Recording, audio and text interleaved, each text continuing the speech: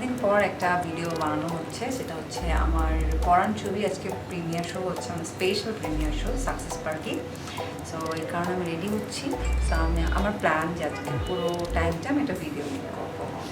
আর আজকে আমি এখন এসেছি এলিগেন্টে, এই যে আছে সারা হাই দাও।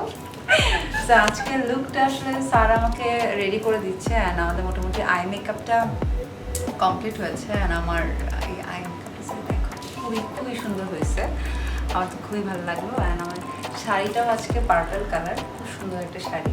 তো সারা, তুমি আমার মুভি নিয়ে কিছু বলো, আজকে কখন যাবো তুমি আমাকে নিয়ে সাথে? শোনো, তোমার কাজের আর তোমার সৌন্দর্যের ফ্যান আমি অনেক আগে থেকে, ঠিক আছে? You are one of the most beautiful actresses in this industry. But তুমি যে এত সুন্দর অ্যাক্টিং করো সেটা আই গেস এই মুভিটার ট্রেইলার বলে, এখনো তো আমি পুরো মুভি দেখতে পাইনি, ও জাস্ট এখন তো ট্রেইলার দেখি আমার ভালো লাগছে। So she was so natural, she was so like lively in this movie. তো আমার মনে হয়েছে যে ওকে আমি খুব ডিফারেন্ট ভাবে দেখছি, কারণ মিম আপু সবসময় অনেক বেশি সফিস্টিকেটেড, একদম রিজার্ভ। না এই আল্লাহ, আমাকে কাজের মহিলা।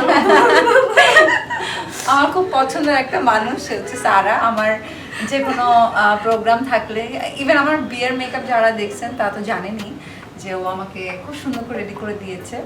অ্যান্ড আজকেও আমার একটা স্পেশাল ডে, আমার লাইফের বেস্ট একটা মুভি পরান, যেটার প্রিমিয়ার শোতে যাচ্ছি। সো আমি খুবই এক্সাইটেড আজকে প্রোগ্রামটা নিয়ে। তুমি ভিডিও করবে জানলে আমি সুন্দর করে ভিডিও আসছি। চুলটা আসলে না, জানো তুমি ফোন দিছো, আমি তাড়াতাড়ি করে বিছানা থেকে লাফ দিয়ে উঠছি। আচ্ছা, এগুলো যে আমার ভিডিওতে রেখে দিয়ে কেমন লাগবে? জি no, don't do this with me.